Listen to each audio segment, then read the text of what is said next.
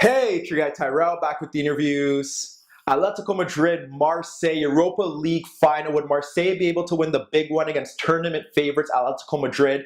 If so, how would they breach their organized defense? And on the flip side, would they be able to stop Diego Costa and Antoine Griezmann? Don't worry, here at the interviews, we've got you covered. So on this edition of the interviews, we're going to briefly break down Atletico Madrid against Marseille.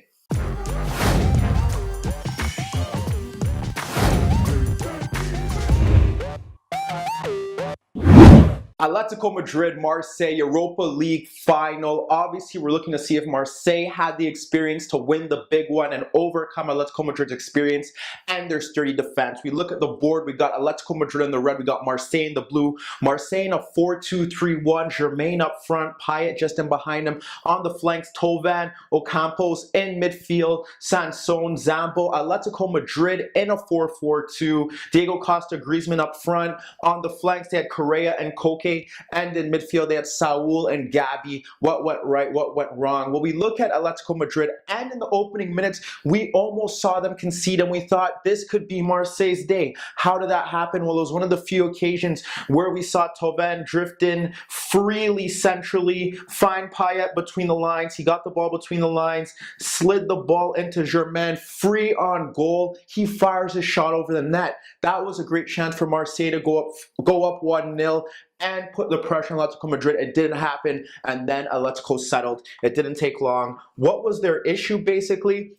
Well, they couldn't get the ball to Payet between the lines. Payet dropping just obviously into that space. But Atletico Madrid's so good at what they do, just staying compact. And how do you break that down when you look at it? How do you get him? How do you get him behind that? What also didn't benefit them was the fact that Ocampos and Tovan like to drift into central areas. So they like to come into space here, but there's nothing here for them to really break down. And that was one of the problems. What happened though is obviously when you play like that, you get the fullbacks forward. But Atletico Madrid, as we've seen this season, so organized, so disciplined. When they try to get the ball out there, Correa, Koke obviously close them down. So then you have the spaces there. But again, even if they had Ocampos or Tovan kind of get the ball in those spaces, they have the central midfielders pushing in. There were just no real gaps for them to really exploit. Germain was anonymous throughout the game, not really veering his movement. Payet, until he got hurt, didn't really get into the game. We saw him drift out left on a few occasions, but nothing really going for them. And this was Atletico in a nutshell. Sansone try to get forward, but obviously you have Griezmann and Diego Costa pressing. They press from the front as well, force them to lob balls out. And this was another great display from Atletico Madrid. There were times when they did push the line up a bit forward. We'll get these guys back when they press from the front. Get those guys forward. And what happened here was the fact that when they had the central midfielders here, they would pick their times when they pressed.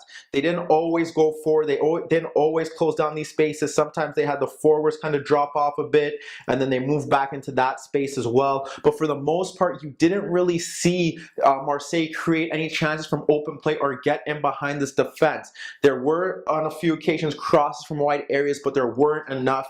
Sometimes you want to ask these players that like to cut in centrally, because they're so creative, to kind of stick out wide to stretch the game. What would that allow us would be for Payet to get on the ball, possibly in those pockets, find a bit of pockets of spaces, or have one sit in the central space, have one sit wide, keep the balance there. But we didn't see that from them. And when you look at the shots that they took, a lot of them were from distance, none of them really testing Oblak. And then you get to the Atletico Madrid goal.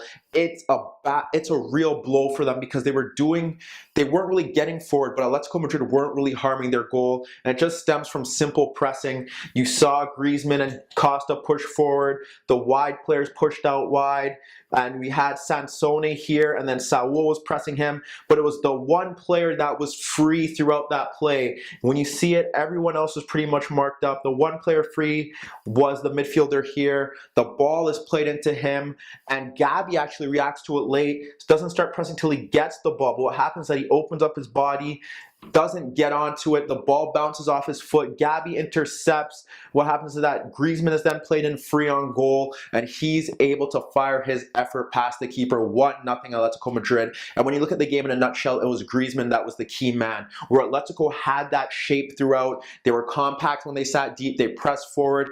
Marseille never really got to grips with Griezmann.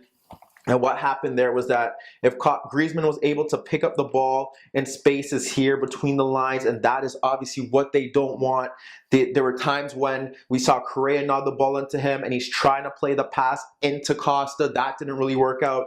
There was times when he dropped a bit deeper, and he found Koke in these spaces between the lines as well. But what happened was that those plays never really panned out, but Griezmann was a threat because neither midfielder were picking up his movements in these spaces or there, and that was pivotal. We look at the second goal in the second half, it's Griezmann again making the difference. And when we look at the breakdown, it's Saul winning the ball in midfield, nodding the ball into Griezmann. Griezmann plays it into Koke, and then he runs off the marker there, and no one is tracking the run. Koke plays him in onside. He's able to chip the keeper. They're up 2-0. Not much Marseille can really do from there. They bring on Clinton. He offers some width for them. He does stay wide, but the crosses into the, they brought on Mitroglou. They crosses into the box. Only one led to a legitimate chance, and that was Mitroglou hitting the post in the second half. But besides that, Atletico were fine, just sitting deeper,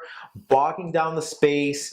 They actually had sustained more possession throughout the second half, and they were really not able, Marseille, to get anything going. Lopez came on, but there wasn't much movement. Sometimes you would see him drop deeper. Sansone would push a bit forward, but they didn't really have anything going for them. They didn't get behind Oblak. They didn't behind that Atletico Madrid defense. They didn't force Oblak into saves. Atletico Madrid eventually killed off the game. Gabi scoring the goal, which was valid because the midfield was superb throughout.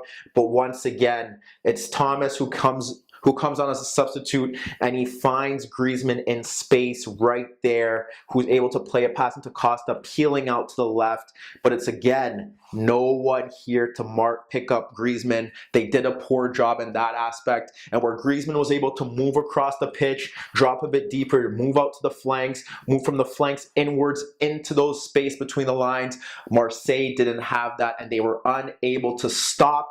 They were unable to breach that Atletico Madrid defense, and Marseille were unable to stop Griezmann, who was the key player on the night and looked to play his final big game for Atletico Madrid, and he did it in style. But let me know what you guys think. Meet me in the comments below. Don't forget I upload videos every day, and don't forget to subscribe to my channel. And that was your daily dose of the interviews.